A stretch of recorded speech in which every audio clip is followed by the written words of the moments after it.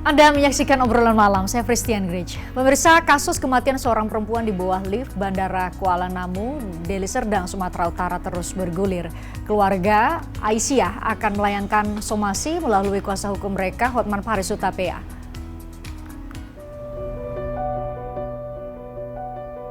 Inilah detik-detik seorang perempuan terjatuh dari lift Bandara Internasional Kuala Namu, Deli Serdang, Sumatera Utara, Senin 24 April lalu. Namun jenazah Aisyah Sinta Hasibuan baru ditemukan sekitar 3 hari kemudian. Menurut keluarga korban, kematian Aisyah bukan hanya karena faktor keamanan dari lift bandara, tetapi juga ada dugaan pihak pengelola lalai dalam melakukan pencarian pasca Aisyah dilaporkan hilang.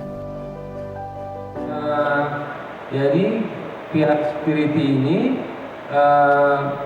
membantu mencari tapi secara kasat mata. Ya, keliling-keliling lah di sekitar lift begitu. Iya.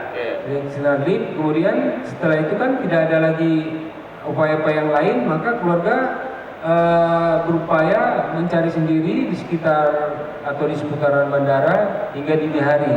Masih dulu karena sampai hari ini belum ada penjelasan resmi ataupun tidak ada keluarga ini belum didatangi oleh pihak yang berwenang dalam pengelolaan bandara dan lift tersebut. Namun pihak bandara membantah tidak melakukan pengecekan secara menyeluruh. Menurut Head Corporate Secretary and Legal PT Angkasa Pura Aviasi, Dedi Al-Subur, saat kejadian pihaknya telah berkoordinasi dengan keluarga dan melakukan penyisiran secara menyeluruh dan memeriksa rekaman kamera pengawal CCTV. Pada saat itu tracer sampai dengan dari mulai datang sampai dengan ke area parkiran dan belum ke yang lainnya gitu. Artinya di semua fasilitas. Nah, setelah pihak keluarga kembali pun petugas kami melakukan kembali tetap melakukan pengecekan pada area-area tertentu di luar yang sudah tadi di cover, kemudian termasuk pada area CCTV di dalam lift. Dedi menegaskan pihak bandara akan kooperatif dalam proses penyelidikan dan telah menyerahkan sejumlah bukti pendukung serta dokumen dan rekaman CCTV kepada polisi. Saat ini keluarga Aisyah telah menggandeng Hotman Paris sebagai kuasa hukum dan akan segera melayangkan somasi yang ditujukan kepada sejumlah pihak, yakni PT Angkasa Pura II, PT Angkasa Pura II Aviasi sebagai anak perusahaan, kemudian PT Angkasa Pura Solusi, GMR Airports Limited, GMR Airports Consortium, dan Airport de Paris. Sementara itu proses hukum telah bergulir di Polres Deli Serdang, Sumatera Utara. Tim Liputan B-Universe.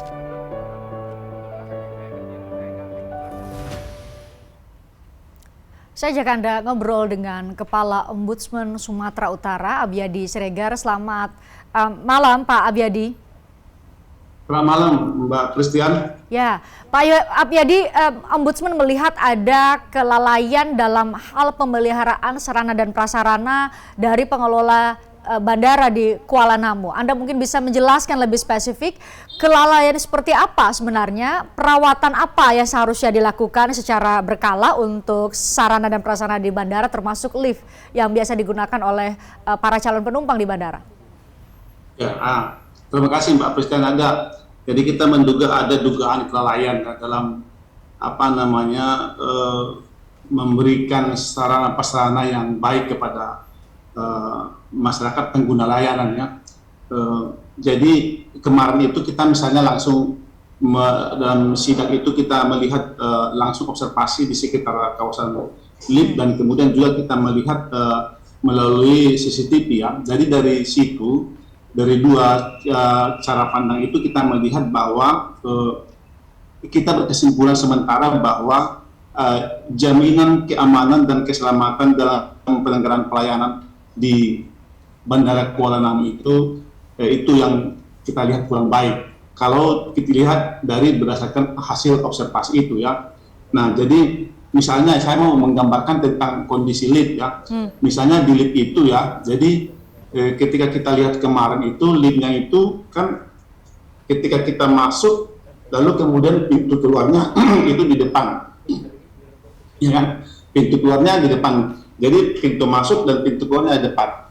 Nah masalahnya kemudian ini pintu masuknya dari yang dihadapinya sebetulnya pintu keluarnya mesti yang dari depan. Nah, masalahnya kemudian adalah ya di konstruksi lift ini itu mestinya ini di lantai 3 ini yang sekarang ini mestinya pintu ini tidak bisa dibuka walau dalam kondisi dipaksa sekalipun mestinya. Karena gini, karena inilah jaminan keamanan mestinya bagi masyarakat pengguna layanan yang diberikan oleh para pemberi layanan ya. Jadi karena dalam Undang-Undang 25 tahun 2009 tentang pelayanan publik itu kan disebutkan bahwa seluruh penyelenggara pelayanan publik wajib memberi jaminan keamanan dan keselamatan dalam penyelenggaraan pelayanan publik. Ya, jadi kewajiban Bandara Udara sebagai penyelenggara pelayanan publik wajib memberi jaminan keamanan dan keselamatan dalam penyelenggaraan pelayanan publik. Nah, dalam kasus ini kita melihat itu yang kurang. Ya, ketika misalnya dia naik di lantai 1, ya. Ini kan dia udah naik di lantai 2 ini. Lantai 2 ini itu mestinya dia keluar dari sini. Nah, belakang. Tapi ternyata dia tetap menunggu di sini karena dia nggak tahu ini ada pintu di sini, pintu keluar. Nah, mestinya ini pintu yang dihadapi dia ini mestinya tidak bisa dibuka walau dipaksanya sekalipun. Mestinya ini tidak bisa dibuka. Ya, dibuat sistem sedemikian rupa supaya kemudian jangan, kalau memang satu pintu terbuka, pintu yang lain nggak boleh terbuka. Itu poin Anda.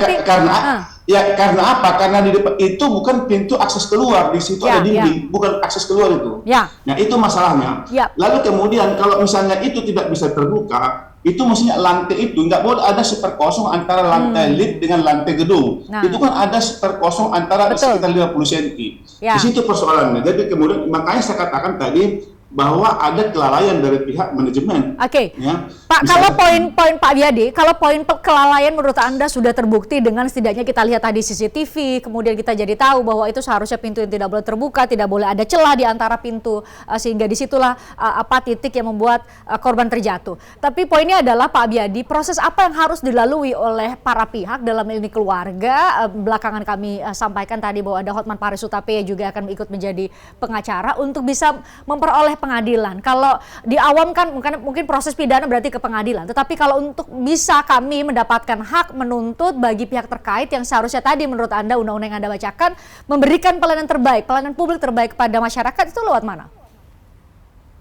Ya, saya kira seluruh penyelenggara pelayanan publik itu dalam bisa datang ke ombudsman untuk misalnya meminta bantuan dalam soal, tapi saya kira ombudsman akan mendorong untuk perbaikan secara menyeluruh ya. Ini kan case yang muncul. Tapi nanti kemudian dari hasil penanganan laporan yang dilakukan ombudsman pada hari ini, itu nanti kita akan menerbitkan sebuah laporan akhir hasil pemeriksaan atau LHP yang di situ nanti akan terangkum misalnya mulai dari kronologis masalahnya, temuan kita, sampai kajian kita secara hukum, lalu kemudian ada saran korektif di sana. Yang saran korektif itu nanti akan menyampaikan saran-saran atau perbaikan kepada manajemen untuk melakukan perbaikan penyelenggaraan pelayanan di kawasan bandara, termasuk dalam perbaikan lift ini. Oke, pertanyaan berikutnya Pak Wiyadi, apakah rekomendasi nanti oleh Ombudsman Sumatera Utara itu akan cukup bertaji atau bergigi untuk bisa memaksa, dalam tanda petik ya,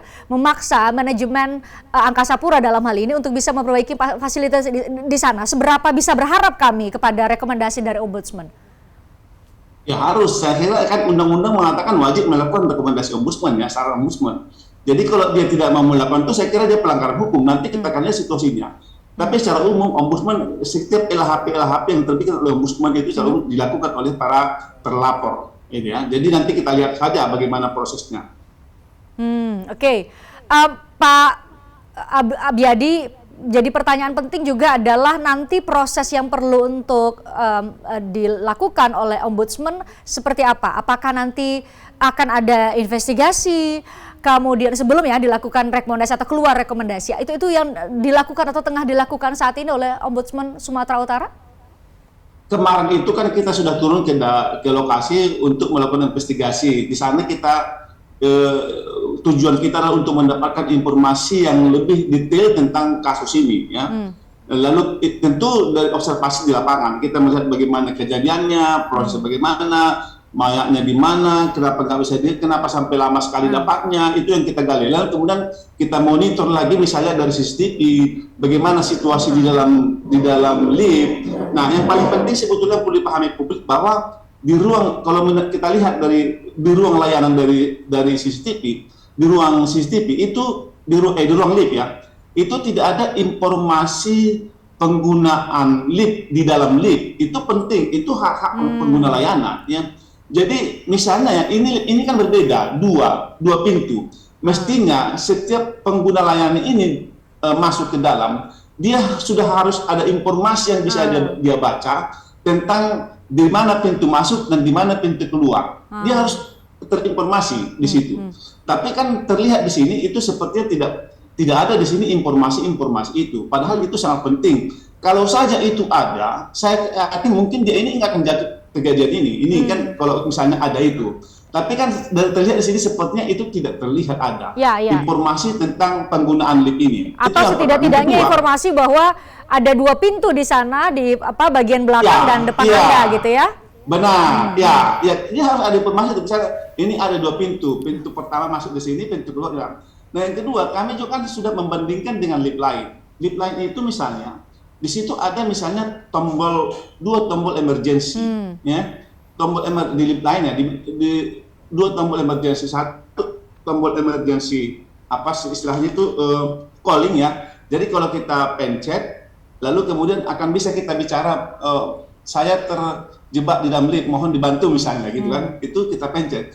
Tapi sepertinya kita cek di lift lain itu semalam itu nggak berfungsi. Ya. Lalu kemudian ada juga tombol misalnya tombol lonceng, kalau kita pencet mungkin kalau bunyi lonceng gitu kan. Ya. Tapi semalam itu kita coba itu nggak juga berfungsi. Nah ini hal-hal yang penting diinformasikan kepada masyarakat pengguna layanan jasa ini. Ya. Itu poinnya. Itu bagian dari jaminan keamanan dan keselamatan bagi pengguna yang wajib diberikan oleh setiap pengguna pelayanan publik. Dan itu adalah bentuk pelayanan publik terbaik sebenarnya ya, dengan memberikan salah satunya adalah warning, petunjuk-petunjuk kepada kami pengguna layanan umum ya, layanan publik untuk bisa menghindari hal-hal yang tidak diinginkan seperti yang terjadi di Sumatera Utara. Pak Abiyadi Siregar, saya ucapkan terima kasih Anda sudah join di obrolan malam edisi kali ini. Kita jumpa lagi di lain kesempatan. Terima kasih ya Pak. Sehat selalu. Kami usai jeda kami akan kembali dengan obrolan mengenai manuver Partai Golkar. Setelah 26 April lalu P3, anggota dari Koalisi Indonesia Bersatu, jadi ada P3, PAN dan juga Golkar. P3 sudah lebih dulu menyatakan atau mendeklarasikan Ganjar Pranowo sebagai baca pres atau bakal calon presiden. Tapi terlihat kemudian Golkar membuka komunikasi termasuk dengan koalisi lain. Ada KKIR, Koalisi Kebangkitan Indonesia Raya, dan juga Koalisi Perubahan. Apa makna dari langkah zigzag Golkar ini? Dan hari ini diinformasikan kami di kalangan wartawan beredar informasi bahwa nanti akan ada pertemuan ketua umum partai di Istana. Kira-kira apa agendanya? Kami obrolkan dengan sejumlah narasumber yang bergabung secara virtual. Usai jeda di obrolan malam. Tertarik dengan diskusi saya dengan para narasumber? Saksikan obrolan malam dengan topik-topik menarik lainnya. Jangan lupa subscribe ya channel YouTube Berita 1. Like, komen, dan share video ini ya. Terima kasih.